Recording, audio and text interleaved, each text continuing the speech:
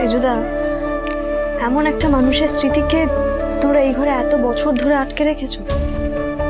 কে বলেছে তোমায় মুক্তি দিতে? পাকামো না, সব কিছুতে তোমার পাকামো। কিসের এত পাকামো তোমার?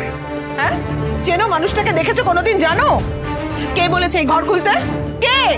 আমার স্বামী। সে চলে যাওয়ার পর এই ঘরটা আমি আটকে দিয়েছিলাম। এই ঘরের দরজা আমাদের বাড়ি কেউ কখনো খুলিনি। মেজুমার কথার অমান্য কখনো করিনি আমরা। এই ঘরের তালায় কখনো হাত দিইনি আমরা। আর তুমি এত বড় হয়ে গেছো যে তুমি বলো কে বলেছে?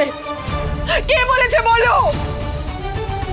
আন্টি, আমি তো শুধু এই ঘরটা একটু পরিষ্কার। চুপ চুপ চুপ চুপ, একদম চুপ।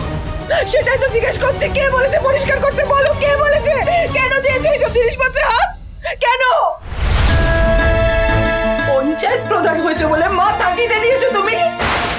বেরিয়ে যাও, বেরিয়ে যাও এখান থেকে। আমার স্বামীর ঘর থেকে বেরিয়ে যাও।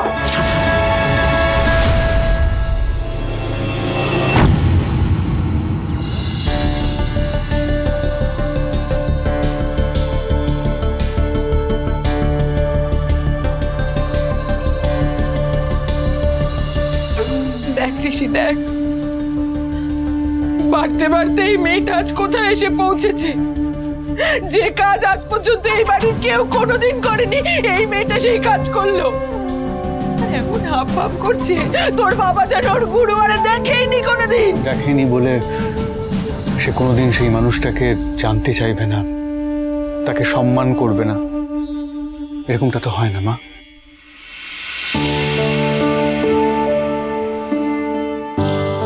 তুমি ঠিক আছো?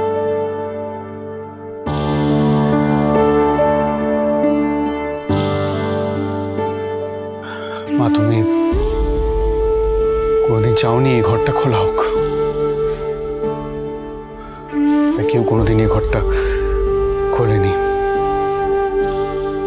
তোমার ইচ্ছেটাকে সম্মান দিয়ে তোমার যাতে খারাপ না লাগে সেই কারণে।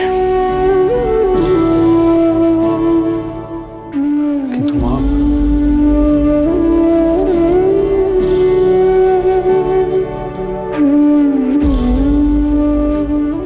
আমারও তো ইচ্ছে করে বাবার জিনিসগুলো ছুঁয়ে দেখি, বাবার মেমোরিজ ভিজিট করি। তোমার করে না মা? না, করে না। আর ইচ্ছে করলেই যে সবকিছু করতে হয় তার তো কোনো মানে নেই।